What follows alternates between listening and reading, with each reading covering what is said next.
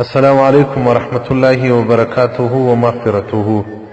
راځئ خپل حاجتونه د رسول الله صلی الله علیه و آله و صحبه وسلم په دعاو سره حل کو.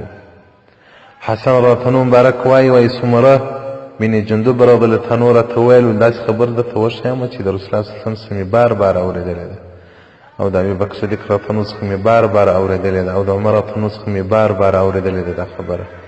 ما ورته قلت بلا، او په دې راوښیه.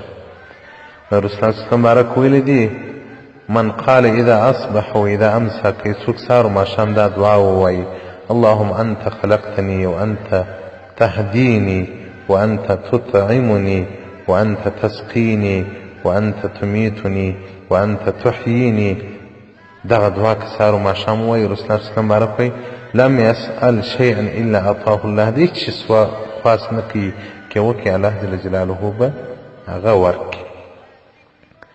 دغه څومره رضی الله عنه مبارک وایي بیا ما عبدالله بن سلام رضی الله عنه ولیدی، هغه ته مې دا بیان وکړي چې ما د رسول الله صلی الله علیه وسلم مبارک څخه داسې خبره اورېدلې ده.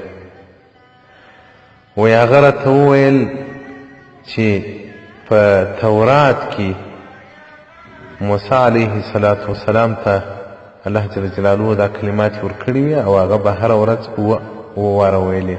نو څوک دعا نه کوي په دغه الفاظ سره کې د هره دعا وکول الله جل جلاله به هغه دعا قبوله کړي. نو راځي موږ د دنیا او د آخرت کم حوایج څه لرو، د دغه دعا بعد الله ته په عاجزۍ خپل حاجت وړاندې کړو، الله به مو حاجت ترسره کړي. حدیث رقم 1015 صفحه 113 مجموع الزوائد جلد 10. والسلام علیکم ورحمة الله وبرکاته ومغفرته.